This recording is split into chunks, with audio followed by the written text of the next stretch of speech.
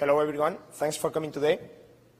We have seen three awesome projects, but we find that they have a common problem. They create tons of data, but they don't have an actual way of showing it or doing something, some purpose. They don't have a purpose so the engineer can take that data easily.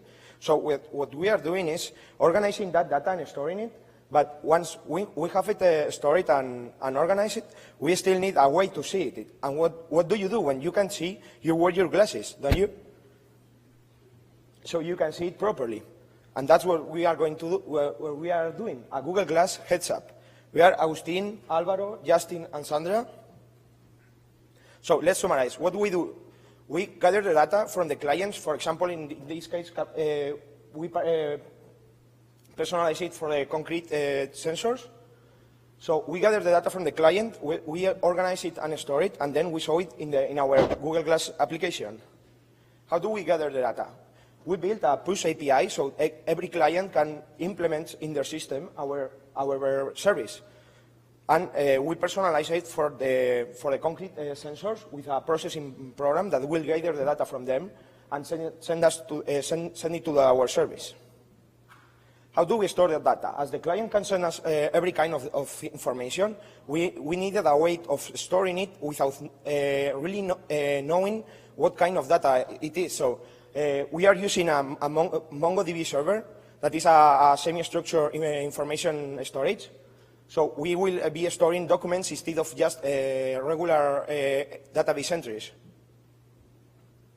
All right, so that brings us up to the Google Glass app. Now, we potentially could have viewed this data through any sort of smartphone app or web application or something similar. But we chose to use Google Glass because it's a very sort of sleek, intuitive solution, and it provided an interesting challenge for us because we're thinking in terms of, for instance, a construction site where one might not want to have to use their hands to hold a smartphone or a tablet as they're working, and perhaps checking the curing of concrete data, or other applications like military, firefighters, anything like that, where the use of your hands is important. So we created a Google Glass app that's voice activated, and it connects directly to the server running MongoDB. That's a remote server, so it's not connected. The MongoDB runs separately from the processing sketch that's gathering the data. And then the Google Glass app connects to MongoDB, pulls down all of the various data, and does something with it, formats it in such a way that it's human readable. And we implemented multiple ways of viewing it, so you can, for instance, view only the most current data, or check if it's stayed within a specific range, like the concrete sensors. You would want to see specifically which sensors have gone outside the specified range that they need to stay in. So on that note, we are going to have a brief tech demo.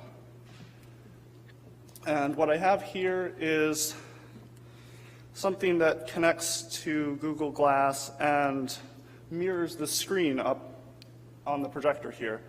So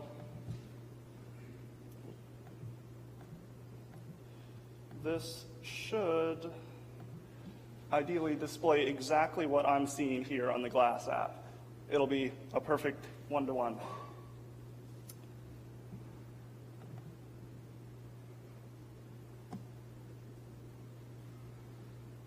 All right, so when you first bring up Glass, it gives you this little prompt here for what to say to activate a voice command. So I'll start by saying, OK, Glass, view sensor data. And it opens the app. From here, we can go in and view the various menu options, such as checking the range of the data or viewing the most current data. When I select an option, it takes a moment to connect to the database, and then starts pulling down records. And from here, we can scroll through the list. And the frame rate up here is a little bit bad, so you don't see the nice animations between them.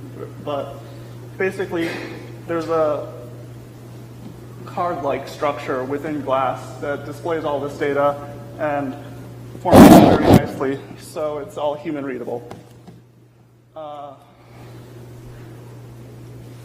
All right.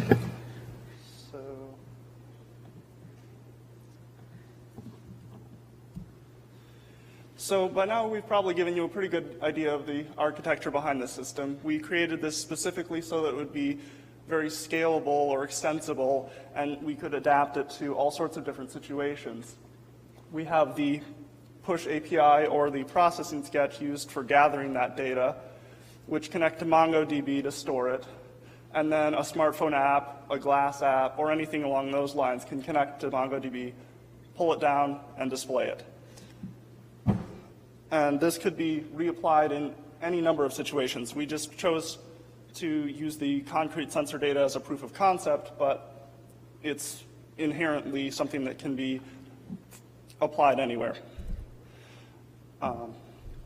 Now, we set up a sort of business proposal of ways this could be sold to end users. For instance, if we were to connect to the temperature sensor mesh networks that Jeff and his team were talking about, we could sell that to the university to monitor their building temperatures. And MongoDB offers a basic 500 megabyte storage package for free, which would equate to, with the amount of data that we were storing, probably about 6 million entries. So that's quite a lot. But if you had some very large application, something like military, industrial, something like that, you might need a lot more sensors than that even. So each additional gigabyte would be about 8,000 more sensors, which you could just charge a flat rate for. And other than that, the only cost involved for the system itself would just be a computer as the base station, a computer to run the MongoDB server, and something to view it with. So just to introduce our team, we're all ITM students in this group. I'm an undergraduate student. These three are all graduates. And we all have sort of our own little specialties, so we subdivided the work into each, two of us worked on processing. I worked personally mostly with Google Glass along with Val Scarlata, and Alvaro worked on MongoDB. So we just wanted to say thanks to our two professors and again to Val Scarlata for helping us out. It was unfortunate that a major update to Google Glass got rolled out right around the time we were starting that portion of the project and broke everything. So we kind of had to scramble to get it all working, but in the end, it turned out all right. Okay, thanks.